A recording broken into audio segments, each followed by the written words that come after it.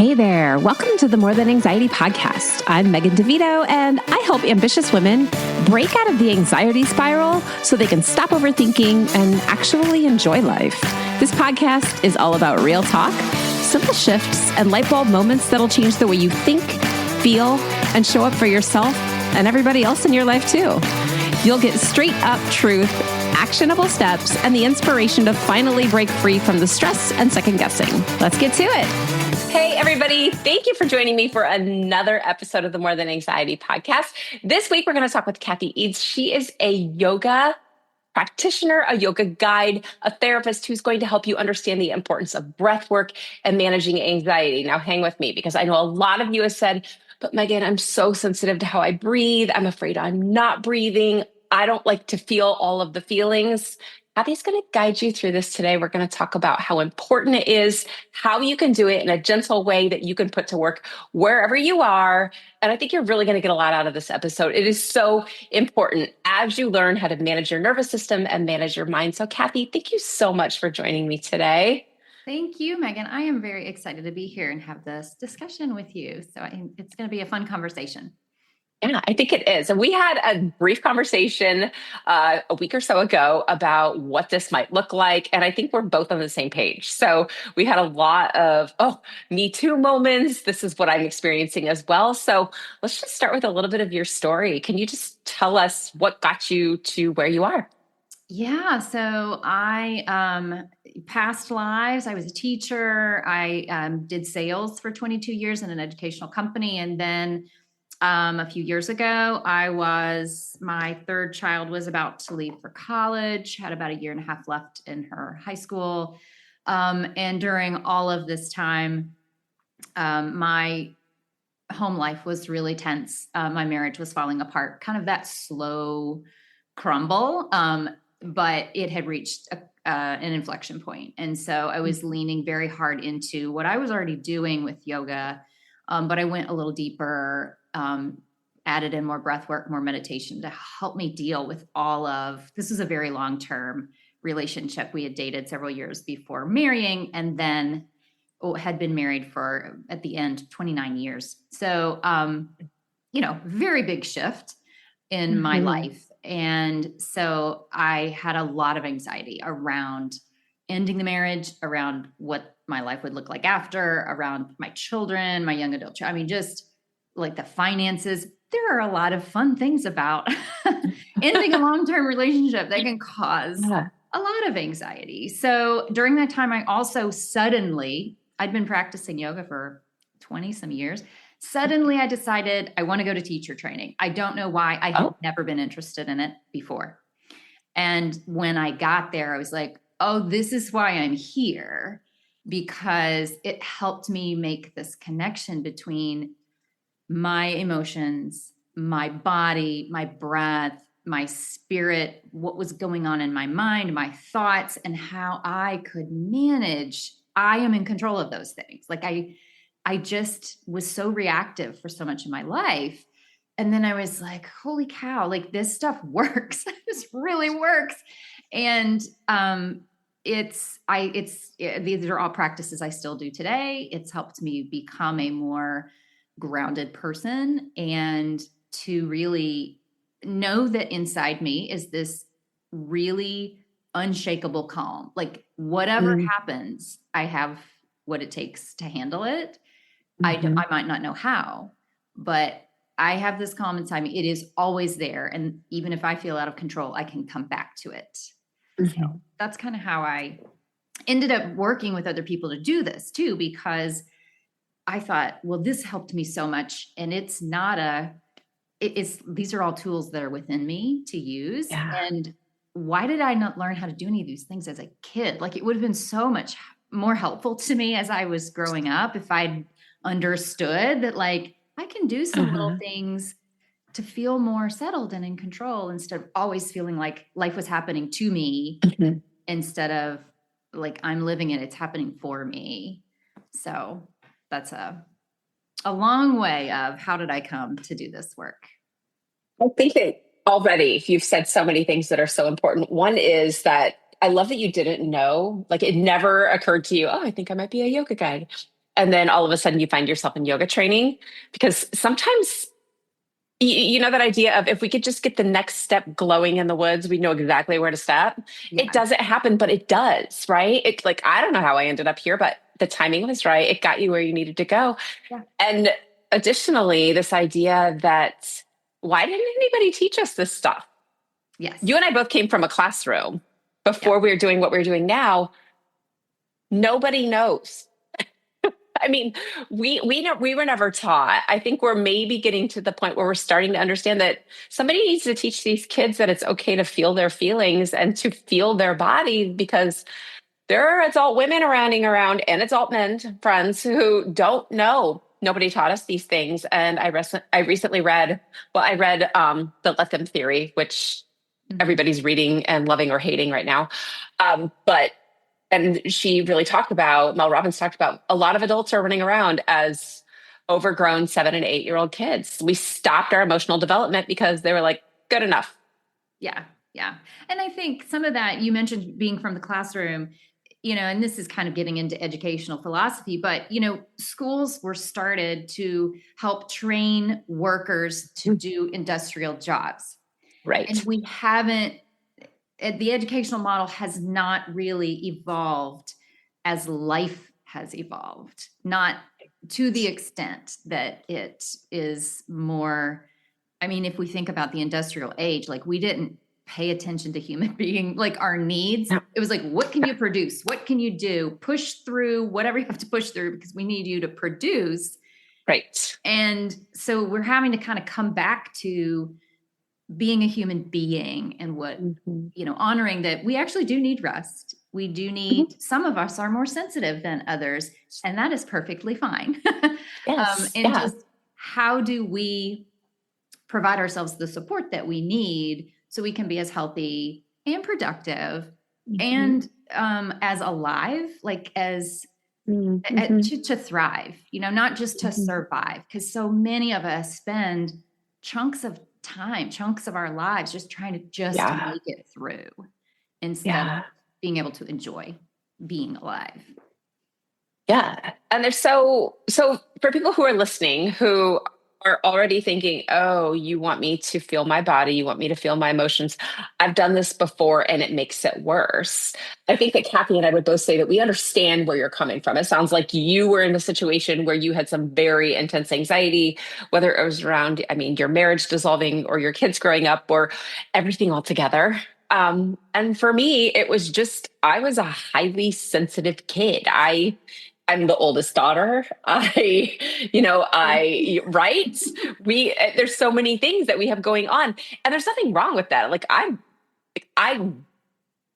like where I am. I like who I am. But, growing up as a kid with a very sensitive nervous system who loves people so much that I can feel it in every cell of my body, that was a lot to handle.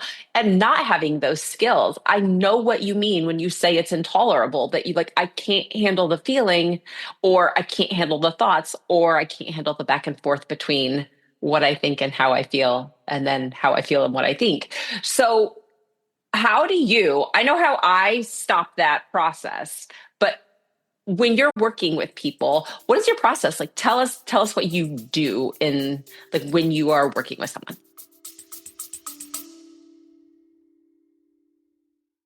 Hey, I see you. The ambitious, driven woman who seems like she's got it all figured out, but inside, stress, anxiety, and overthinking are taking over. All those big goals and that never-ending to-do list keep you busy, but your mind, it never stops long enough for you to actually enjoy your life. That's why I created Ambitious Overthinkers Anonymous, AOA. It's a community for high-achieving women who are ready to ditch stress and self-doubt for confidence and peace of mind. Inside AOA, you'll find live lessons and coaching to help you take action without second guessing. And guess what? They're all recorded, so you can watch them once, you can watch them at your own convenience, or you can watch them over and over again. You'll find an interactive chat and forum for real-time support from other women who get it and from me. And you'll have workshops, book studies, retreats, and all kinds of fun things coming in the future to help you connect and shift your mindset so you can stop that spiral of overthinking. Right now, you can lock in 3 months of AOA for just $150, but this special isn't going to last forever. So go to megandevito.com/work with me and click Ambitious Overthinkers Anonymous and join me today. I'll see you inside.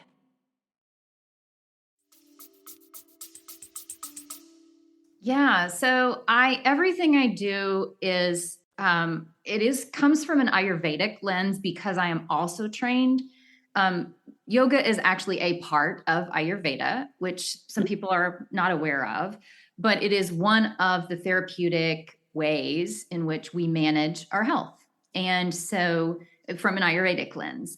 And so Ayurvedic medicine is like super, super specific to the individual person.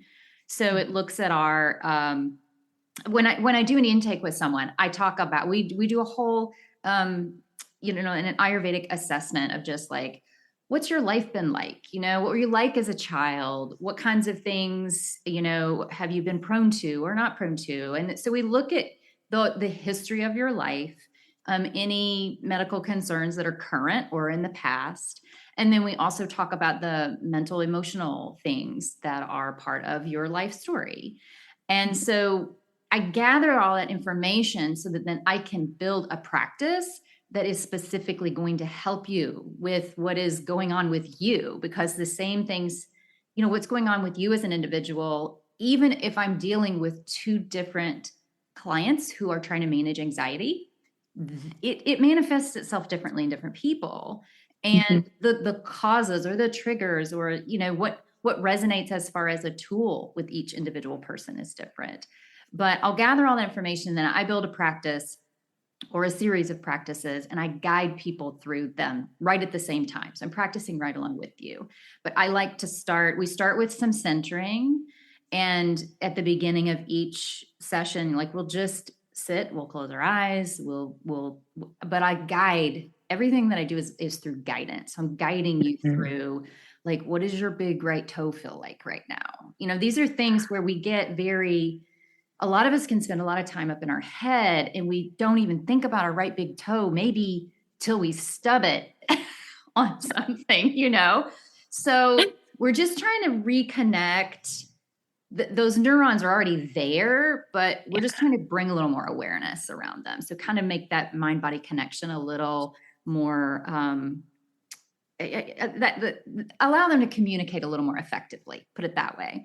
And then we'll talk about, like, maybe place your hands on if there's a spot where you feel anxiety. Like, where do you feel? You feel in your chest, you feel it around your neck, like just touch that place. And even just putting that added little bit of weight. We're not really pressing hard, but just that contact can have a settling effect. So we do a little centering, and then we'll move into our sequence of movement.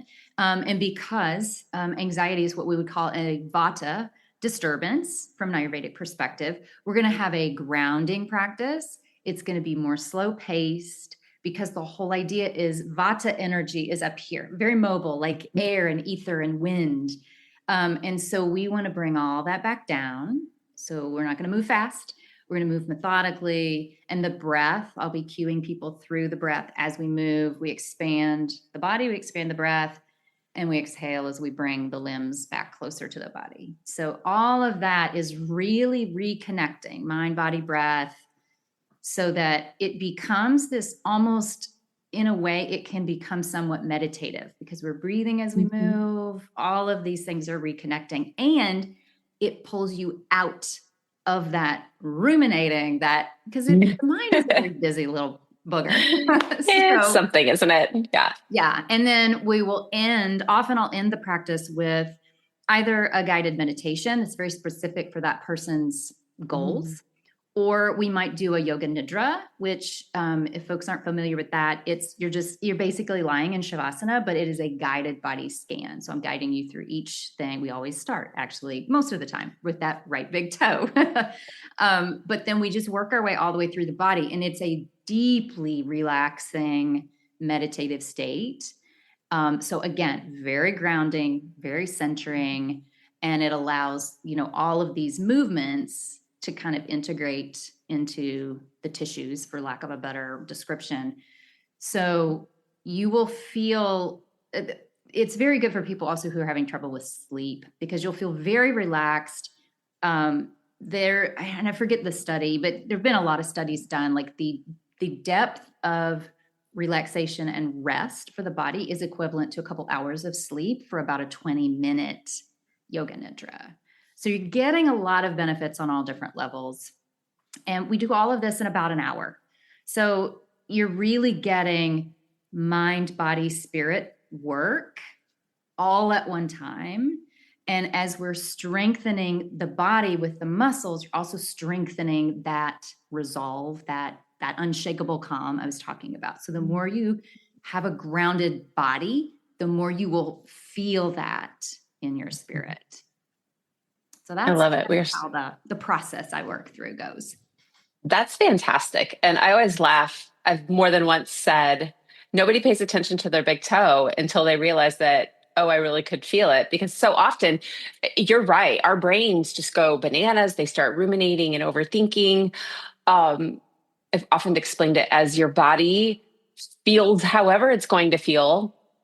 And it's so uncomfortable that our brain just starts making up stories about every catastrophe in the world that could possibly happen, whatever it is whatever your stick is, right? Like if you're afraid of your health, if you're afraid about your kids, if you're afraid of, financial worries, or if it's just the world in general, your brain will just make up the wildest stories. And until you learn to come back into that very uncomfortable place, it'll keep doing it. Yeah. I mean, our brain is trying to make sense of it. It's like, right.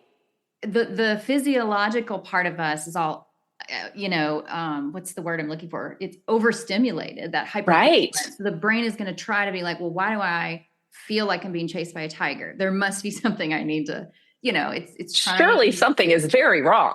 Right? It's trying to align.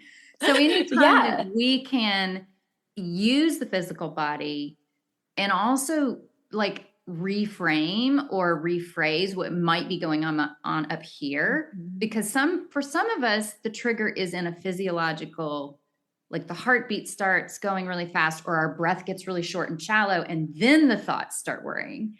And then also others, it's like the thoughts start going and then they cause that physiological response. Mm-hmm. So if we can redirect the thoughts or reframe, I love this. I think you and I may have talked about this. I think it was Bill Hader that was on Saturday Night Live, super anxious the whole time he was performing on that show. He said like, oh, every week was terrifying. It didn't matter how long I'd been doing it, but he got to the point where he would welcome his anxiety. He would say, oh, hey, there you are. I knew you would show up, but listen, I've got this. It's okay. Like you can go sit over there and just watch, because I'm going to do this and I've got it. It was just that it seems kind of silly, I think sometimes, but if you personify it and be like, and almost you might imagine it like it's a little kid, a really worried little kid, like, okay, little Bill, I've got it. Big Bill's going to take care of this. And then I'll come back and check on you. Just that reframing can really help. And then also using our breath or that physical touch, or, I know some people use weighted blankets or a jacket, something to provide a physical grounding. Breath is the one thing that so much research has been done on using your breath. I mean, even the Navy SEALs, like they use certain breathing patterns and talk about stressful situations. I can't even imagine. Right. But there's a lot of science around using the breath to calm all kinds of different emotional situations down. And I know for a lot of people who are listening, we can get, especially if you're one of those people that starts with more of the somatic symptoms before, if it starts with that, feel like I can't get a deep breath, and suddenly your brain's telling you, well, you probably whatever that you think is happening to you, if that feeling of breathlessness, because so many people who are anxious are breath holders, or shallow breathers, that can be a really difficult practice for some people to just stop and say, especially if we go to a place of like, let's meditate, let's focus on our breathing. That's intolerable for them. But you have a way to move them through that where the breath becomes tolerable and even welcomed. I would say like that feeling of like, oh, I really can breathe, as opposed to, no, when I focus on my breath, I think I can't breathe, which again is just a thought because you're obviously breathing. Yeah. I actually had one client recently who she has a high stress job, but she's always performed very well there. She's super successful in her career. She's right around 50 years old.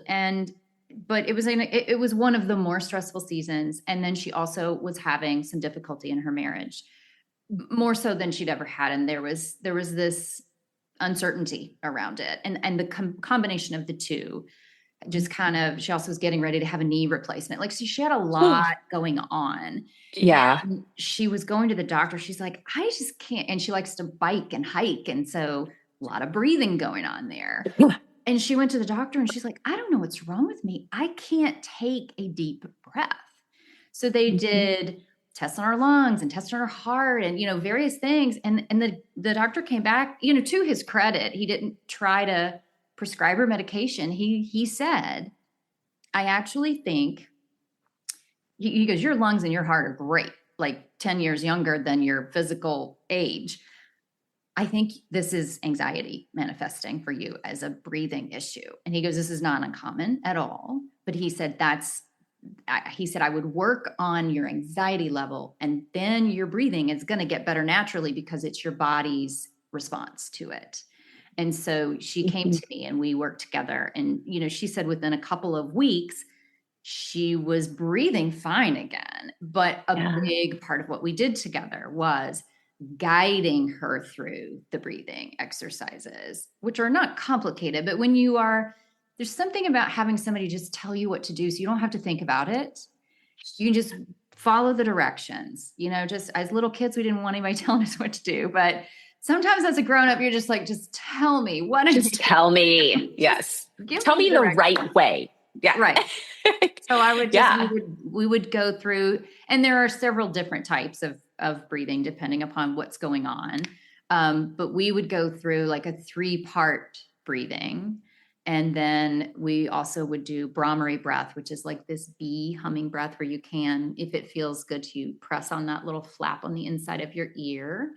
And the reverberations of that sound can be very soothing. Plus, it's good for stimulating the vagus nerve, which for those who are not familiar, anything you do to stimulate the vagus nerve helps to calm the nervous system and improve your vagal tone so that when stuff does get rough, again, that's part of that inner calm, that really unshakable core calm that we have. So yeah, I always like to start people with the very simplest, and I gave it a name, which kind of seems silly, but I call it the 60-second stress slayer, which is also a big mouthful, but it's easy. You're taking a deep breath and trying to not just have it up here, but bring it to the middle of your lungs and down to the belly. So you're filling the full lung. And then as you control the exhale, you make it last a couple seconds longer than the inhale, which is a cue to the nervous system that like, you are safe. It is going to be okay. So do you want to try it? We can just do Let's do it. I think this is so good.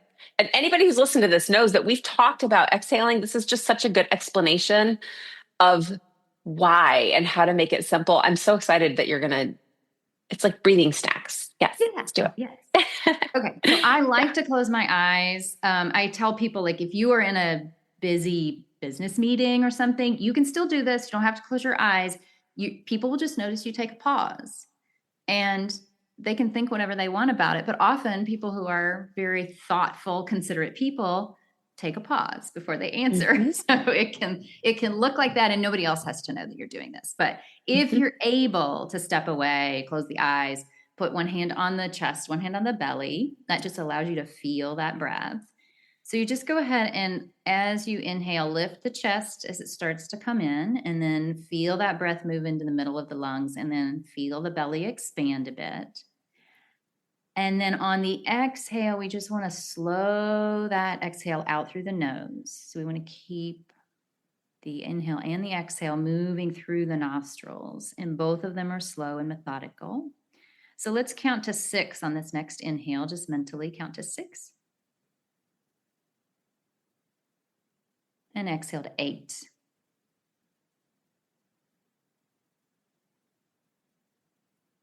Let's just do it twice more. Inhale to count to 6. Feeling the breath coming in, filling up the torso, ribs expand, chest rises, belly expands. Exhaling. And one more round.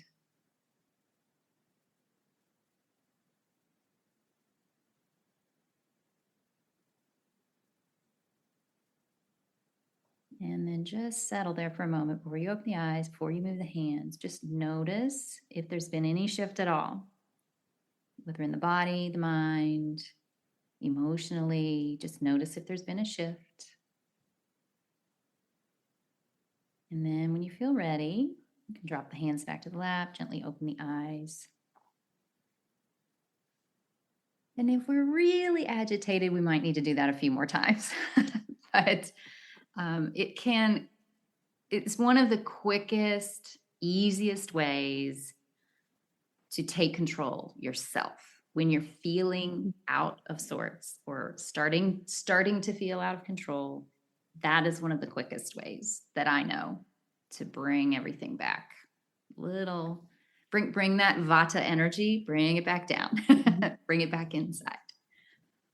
It is always amazing to me how quickly we can turn this off, because people will say, oh no, when it starts, I don't know what to do. It's just, it has to wear itself out or something has to happen. And as many times, it's so good for people to hear. It's so good for people to hear this, because, they say you have to hear it 10 different ways or 10 different times and all these different ways to understand that if you just did that breath practice, if you really did that, and if you paid attention to how your jaw felt, are your teeth still touching? Little things like that. If your teeth made a gap between them where you're not clenching your jaw, if you notice that your shoulders are lower, or where all of a sudden you feel sleepy, it worked. Yeah. It did exactly what it's supposed to do. And it didn't take you 2 hours of rolling around. I have to figure it out. You don't have to figure it. There's nothing to figure out. Yeah. And I think that's so important for people who you don't have to figure it out. Let's not try to. Well, let's not try to figure it out. Yeah. That's the best thing, is to have some tools in your toolbox that you don't have to think. You just can do, because taking action also helps you to release the stuff that's building up. And I've told many clients, do these things for a minute once a day when you aren't feeling anxious or agitated. Yes. Because it's just like any other thing that you want to be able to just pull out and do. Like, you wouldn't go run a 5K without practicing for a while, training. So you are retraining your mind-body system to be able to just pull this up and not have to give much thought to it. And it's just easier if you've practiced when you're not in an agitated state to do it, just to bring it on board and be like, okay, I know what I need to do. I need to go do that breath. So yeah, because in that moment when you're feeling anxious, we've talked so often about how the thinking part of your brain, forget it. Unless it's already a habit or something that you already understand that you do have in your back pocket. You don't want to say, oh gosh, what was that breath pattern? What was I supposed to do? Was it exhale or inhale longer? I can't remember. Because once you've done it a few times, and especially because it feels so good, your brain will catch on quickly. Oh, that worked. That was good. But you don't want to have to say, what was it that Cathy said about that exhale? How long was that? Was it 6? Was it 8? Was it 5? Know it, practice it. Why would you not want to feel that way throughout the day? Yeah. Yeah. And I describe it almost too as you have this little, most of us have some kind of savings account, a retirement account, investment account, something like that. Every time you do one of these, whether you are in an in an acute situation and really need relief fast, or you're doing it just as your practice daily or a few times a week. And I don't want people to get hung up on daily. Don't feel like it's an obligation. This is part of your routine of taking care of yourself. But I call it your self-care investment account. Like, you are putting those deposits in there and they pay off over time, just like all your other investments. You're like, I just keep putting that away. I know it's going to pay off. And it does. And you may not realize it right away, but you get to a point and you're like, oh, wow, I had a moment today and I knew what to do. And it wasn't hard. It was just me doing the thing. And then it worked. So that I could get back. And that is how you know you've grown and started to recover, isn't it? It's one of the questions that comes up so often is, well, what did you do? And I'm like, you guys, I could tell you 1,000 things that I did, but I don't know. I know the thought, I know the moment where I was like, oh, well, that was different. But the things aren't the thing, right? It's a practice, but it's not that one moment. It's like all of a sudden you've completely changed your body and how you relate to yourself. And that's really it. Unfortunately, you're not going to know that until you've experienced it. Yeah. But as you make those little tiny investments, I mean, breathing's a pretty simple one because we do it all day long. You just have to be intentional about it. Right. Yeah. And I think you pointed out something good too, because we kind of live in a culture where we want fast results. And we want to just feel it happen fast and know that we can forever, like, that's done, check. You know, I'm always going to be able to do this thing. Well, every day is different. Our circumstances are different. Our health is different. So you do reach a point where you like, you turn this curve and you don't even really see that the curve is coming until you're on the other side. And you're like, oh, well, I dealt with that in a different way than I normally would have. And it's an incredibly good feeling to be like, I handled that situation so much better than I would have a year ago or 6 months ago or 10 years ago. But just to be like, and it's that idea of like, once you've seen something, you can't unsee it. Like, once you have learned it and you've reached that place, you know, you've sort of arrived in a new way of showing up in life, I think. Yeah. And it's all part of the step-by-step path that we're on. And it's just a matter of finding, what can I do that's very small that makes a difference? And then when that works, I can add something else. But I think find your one thing that really works and just keep on doing it. And if you want to add some other things in, you can do that. So I love having a toolbox, but if you have a one go-to that's like, this is my crack the emergency glass thing that I know I can always use, stick with it. Yeah. And I really think that for people who think that you need to have this assortment of ways to do it, it's because you haven't found your way yet. Like, well, I need this one. And if that doesn't work, then I try this, then I try this. But I think that Cathy and I can both kind of attest to, once you find your thing, and it works for you, you forget, you don't need to know all the things. And I've noticed this a lot with whether it's people I talk to online or people that I run into on the street. They'll say, well, I was researching for some other options, or I was reading this other thing. And my thought is always stop. Because one, you're feeding that fear inside of yourself that you won't be able to handle it. And the fact is that you've handled it every single time. And once you've found the thing that you're like, oh, that worked, stick with that. Because the more you do it, the more you're proving to yourself, wait a second, my imagination is so much scarier than what I'm actually able to handle every time. Even things that we don't want to consider, that, in really, really scary situations, you can do it. And you just have to know how to have that control inside of yourself. Like, wait, I can control how I breathe, what I think about. A lot of times people think that's outside of their control. Yeah. Yeah. That idea that I am not my thoughts and I can control my thoughts. Yes. Can they run off on their own? And if I let them just keep going, oh yeah, they can go every day forever. But I think sometimes it's just the fact of acknowledging, like, what what is going on up there right now? Like, Yeah. why on earth am I worried about XYZ? And maybe it's a very legitimate, like in your face worry, Right. but also that awareness of, is it, or is it my mind just trying to protect me and kind of playing risk manager? And I actually need to get back in the driver's seat and say, okay, like, appreciate your concern. And I've got this, and I'm going to figure this out. So, yeah, just knowing that I can choose the difference between reaction and response. That was a big aha moment for me too, to know that little pause. Reaction is it just happens. We don't think about it. The thought comes in, the heart starts racing, that type of thing. And it's so fast. And it's really like, from a evolutionary perspective, it's just our mind and body trying to protect us from a big danger. But we don't, the body doesn't know the difference between the tiger and the car that's driving too fast beside us, or the fact that we're just worried that this, interview is going to really go terribly, and what could happen? Would I lose my job? And then it goes off to the races.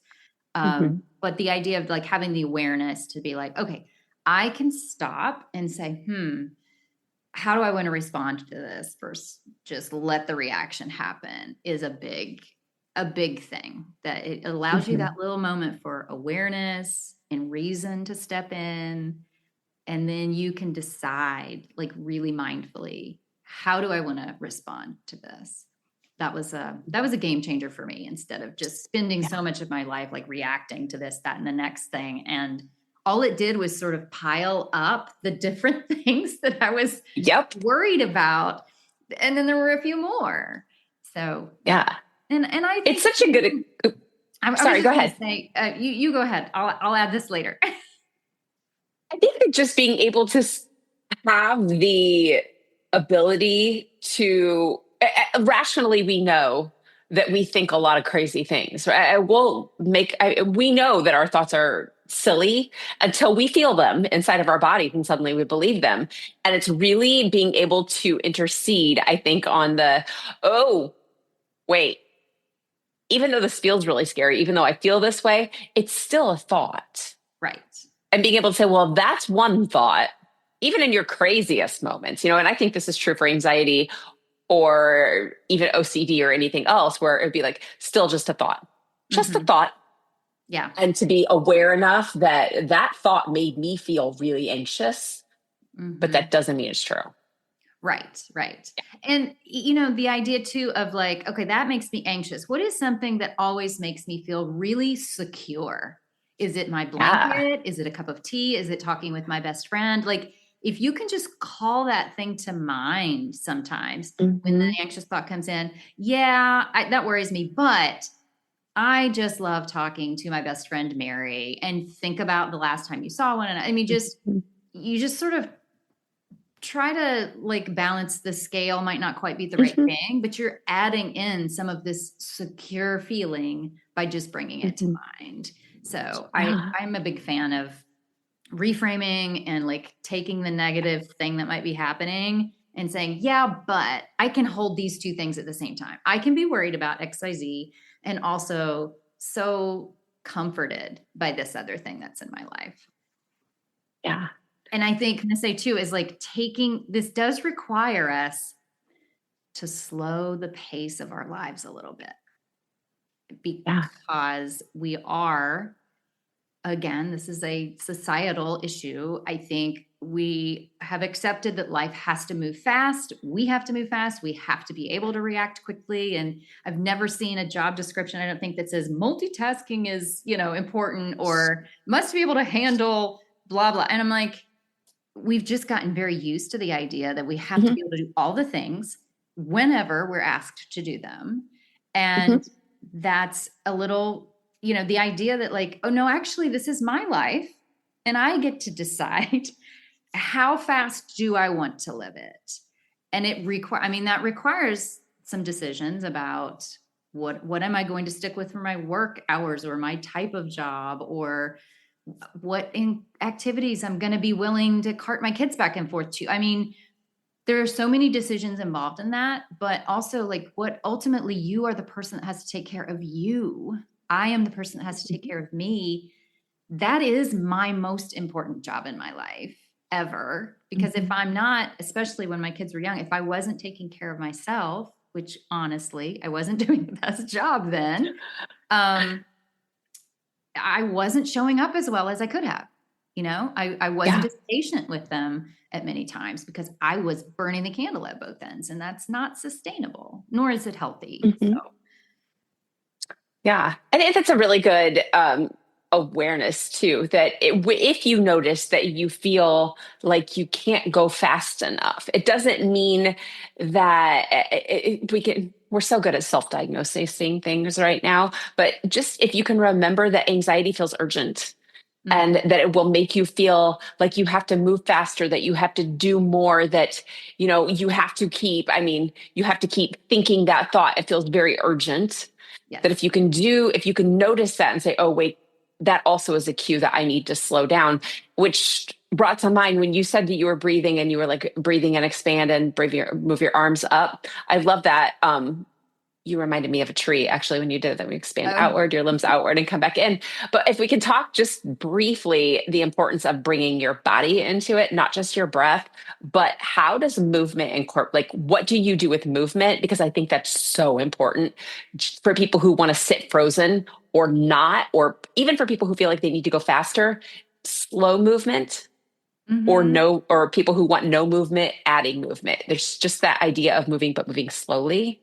Yeah. So, and again, I kind of bring this from an Ayurvedic perspective, but when we are moving the body and if we're doing specific yoga poses, we will be moving slowly, actually sometimes takes more control than moving fast. And it also prevents us from getting like out of alignment. Usually if people do yoga and they get injured, it's because they've been moving too quickly. So their alignment is off and their muscles and bones they're not working in the ways that they're really supposed to. So all that to say, when we are mindfully moving and we're using the breath in conjunction with the movement, there is a lot of actual toxic release happening. So that's on both the physical level, because more respiration, more circulation, you're clearing crap out of your body. And I was talking with a guy the other day and he goes, the issues are in the tissues. And I was like, I'm going to use that because oh, that's good. If we are anxious, if we're agitated, if we're building up resentment, anger, all these things, if we don't find a physical release valve for them, they build up inside our physical body, not just our mind. And so doing this mindful movement with the mindful breathing helps to usher that process along. It helps the lymph flow, which is also another way that our body clears toxins. And the idea that we've got, we have physical waste that moves through the body, but when we're using the breath, we're allowing some release of an emotional state. We're letting some of that emotional, what we could call waste, release. So we're releasing from the bodily tissues, we're releasing through the breath, we're releasing through the little bit of, the added circulation, the lymph flow, the little bit of perspiration that just comes from movement and heating up the body. And I don't want people to think we're doing hot yoga here because nobody's going to get sweaty doing yoga with me, but just our natural bit of perspiration that happens when we do add some movement. So all of those things are clearing in general. So you should feel at the end of a session, you should feel calm, but also like this. I had one woman describe it as, I feel so energized, but I also feel calm at the same time. And I said, so like a focused energy. And she goes, yeah, it's kind of weird. And I was like, that's just what we're going for. Right. That's the sweet spot. You've done it. Building up in your body. You've just allowed it to move. So people talk about energy work. It's some kind of the same thing. We're using the muscles, using the breath, using that movement to clear. It's just a general release of physical gunk as well as emotional gunk. I guess you could say gunk is such a scientific word. It's perfect. It is gunk, right? It's not a thing. You can't touch it, but just so much research has gone into how we store emotions and store memories and how it all is. And we all say, oh, it's all in our head. Well, your thoughts are all in your head, but your memories are all through your body. Yeah. So, moving those muscles and noticing the release, that's what's supposed to happen. And whatever happens to make it, it's like the guy that comes back from the war and starts rubbing his shoulder. Well, there's memories, right? Like we remember things. And so to be able to move those muscles and to be able to strengthen those muscles and to be able to release things from the muscle and from the body, it's a big deal. That's part of recovery. And Yes. unfortunately, you have to be willing to feel that stuff, that whole feel it to heal it thing. That's real. Yeah. Yeah. Because then you can let it go. You can, I mean, our emotions, while some of them don't feel comfortable, they're there for us to experience life. One of the things that like hit me like a brick between the eyes was when I was reading Brene Brown's book, and she talked about the fact that you can numb, but you can't just numb the things you don't want to feel. If you numb, you also numb out the joy and the happiness and the peace. Yeah. Like you just become numb. And I was like, oh, she's right. That's not what I wanted at all. That's not what I want, but I don't want to feel that. I want to feel happy and good all the time. Yeah. Right. Yes. But I think that's allowing ourselves to experience it and be like, yes, this actually really sucks right now. And I hate it. And I would like to let this go, but just, you got to feel it first and then it can move through you. And I don't remember the statistic now, but again, this is another study that was like, most emotions last like 30 seconds, 60 seconds. Yeah. If we allow ourselves to feel them and then let them go. But if we try to stuff them down, they're still there and they keep coming back and be like, I want to be heard. I want to be felt. So, yeah. It is crazy. That chemical reaction, I read the same study or a similar study. And I think the one that hangs on the longest is anger. And it was like 2 minutes. 2 minutes.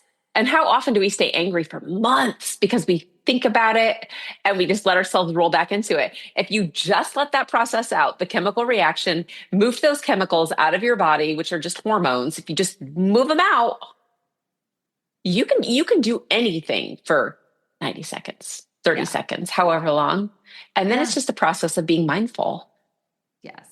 And not retelling the story to ourselves. Right. Because that was something that was a pretty big aha for me too, of like, if you want to relive the bad thing, your mind is like running that groove again into your record. So, I mean, of course something may trigger a memory, but when we just sort of be like, that was no good, but I'm not going to spend time on it anymore. That prevents us from rubbing that groove even deeper and re-experiencing, like our whole body re-experiences the terrifying thing if we just keep reliving it mentally. And it doesn't really know the difference between the memory and the experience, the original experience. Yeah. And if you are someone who had something very traumatic and very awful happen to you, please, please, please, yes, talk to Cathy, talk to me, but please talk to a therapist, because processing out those things that feel like they're still happening, that's a big trauma. If it doesn't feel like it's in the past and a memory that comes up and it feels more like it's happening over and over again, please, please, please go talk to somebody that can help you through that. They really can. There's so many amazing advances in how you can work through that, sometimes in a relatively short amount of time. It does not have to take years. It doesn't have to consume the rest of your life. Please don't wait 30 years like I did. For crying out loud, you have much better things to do. Yes. And make sure you find somebody who's a good fit for you. I think sometimes people feel like I just need to find a therapist. Yeah, no. I have to talk to a few to find the right one for you. That's yes. Too. If your therapist isn't clicking with you right now, there's another one that will. Yeah. I think that people are hesitant anyway. They'll go, I went to therapy once, it was awful. That probably wasn't a therapist for you. Find one who is. Don't give up, for crying out loud. Yeah. Yeah. For sure. So good. How can people connect with you? How can they work with you? Well, I wanted to make sure and let people know that if they want to, I am always the person who likes to sample things before before I try, Yeah. or do a trial thing. I have a free sample of a very calming, grounding yoga practice, the 60-second like extended exhale, stress layer breath, and then a couple of calming meditations. The Yoga Nidra, I believe, is there. And one other, and that is at findblissyoga.com/free sample. And people can go there and access those. The yoga practice also at the beginning, I have a little vagus nerve reset exercise that you could do anytime. That's like, I think it takes maybe under 2 minutes. So it's a standalone, but I just incorporated it into that practice. And then otherwise you can find me at findblissyoga.com. And if you're interested in learning more about some of the methods that I use and just want to join the newsletter, you can do that there too. And I also, again, I believe that, like I was saying with the therapist, like you need to be able to meet with someone at least once and give it a trial run and see if you click. So I'm open to offering a 30-minute session with someone to actually do these practices together and see if it resonates with you and it's something you want to continue more of. We can obviously talk about that, but you can sign up for a 30-minute session on my website also. I think it says Feel Better Now session at the top of the page. That is so generous. Thank you. So, yeah, I like that approach because I want people to feel like really excited moving forward, working together. And I want us to both feel that way. So the best way to do that is give it a try. Yeah. Absolutely. And I will be sure to include that link at the bottom so that they can get the free sample and to get on and really have a practice session with you and see if that's right. This is so good. You guys, we're all just going to keep saying it. We're not making this up. It's not like we get together and plan conspiracies to like trick you. Cathy comes on, we talk, and I'm like, oh my gosh, come tell your story, because we keep saying the same things, guys. Everybody's saying the same things. There's so much hope. There's so many simple things that you can do that are going to help. It does not take forever. And you have so many people willing to help you. Please reach out to Cathy. Talk to her about how yoga can help you. You guys are going to love the Yoga Nidra. It's like the best. A little super nap. It's so incredible. So good. So thank you so much for sharing today. Oh, thank you for having me, Megan. It has been my pleasure. And I am really hopeful that these are helpful tools for your listeners too. And I think we all can learn from one another here. So I appreciate the opportunity to chat with you. It was so fun. Thank you. Hey, before you go, I just want to say thanks for hanging out with me on More Than Anxiety. If you enjoyed this episode, be sure to subscribe and leave a review so more people can find it too. And if you're ready to see what's going well so you can celebrate more, what's not working or what's keeping you stuck, and have a focused, intentional step forward, join me for a Boundaries and Balance audit. You'll learn all about the audit and choose a time that works best for you at megandevito.com. Just head to the show notes, click the link, and let's talk. I can't wait to connect with you soon.